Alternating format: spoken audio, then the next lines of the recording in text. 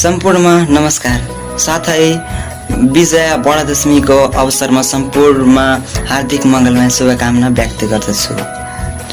यो दशैंको अवसरमा तपाईहरूले अब के गरिराख्नु भएको छ मलाई पक्कै पनि थाहा छ। तपाईहरूले भगवानको नाममा के गरिराख्नु भएको छ मलाई पनि थाहै छ, तपाईहरूले पनि यसको बारेमा थाहै छ। अब लागौँ हाम्रो सबैभन्दा महत्त्वपूर्ण कुरातिर। यो दशैं भनेको एकदम एकअर्कामा शुभकामना आदान प्रदान गर्ने दिन हो।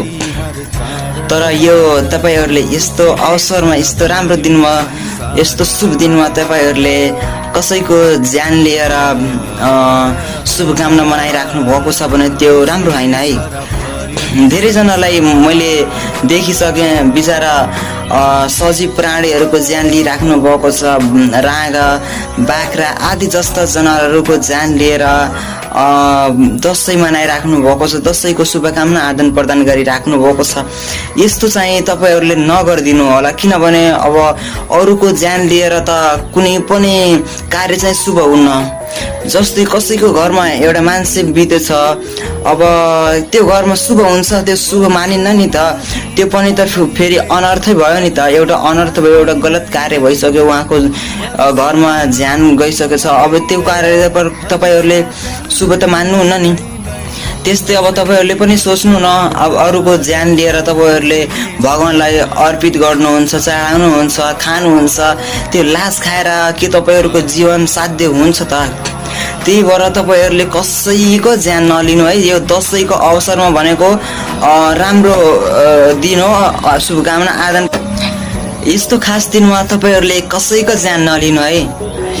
तपाईहरूले एकचोटि गहिरिएर सोच्नु त, यदि तपाईहरूलाई त्यही बाख्राले यदि यसरी काटेर खाँदैछ भने तपाईहरूले कस्तो फिल हुन्छ, तपाईँहरूको शरीर कस्तो हुन्छ कि तपाईँको मन दुख्छ कि नै?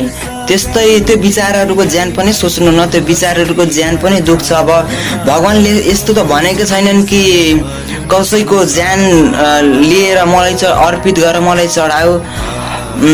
कुनै पनि ग्रन्थमा अझैसम्म प्रष्ट भएको छैन, लेखिएको पनि छैन कि भगवानलाई अरूको ज्यान दिने के, ज्यान चढाउने, अरूको शरीर अर्पित गर्ने के, अरूको ज्यान लिने, यस्तो कहीँ पनि छैन। तसर्थ तपाईहरूले के बुझ्नुपर्छ भने कसैको पनि ज्यान नलिनु है। यो दशैंको अवसरमा एकअर्कामा राम्रोसँग शुभकामना आदान प्रदान गर्ने दिन हो, राम्रो आदान प्रदान गर्ने अवसर हो। यो अवसरमा तपाईहरूले अवसरको फाइदा नउठाउनुहोस्, अवसरको राम्रो सदुपयोग गर्नुहोस्, अरूको ज्यान कहिले पनि नलिनुहोस् है। किनभने त्यो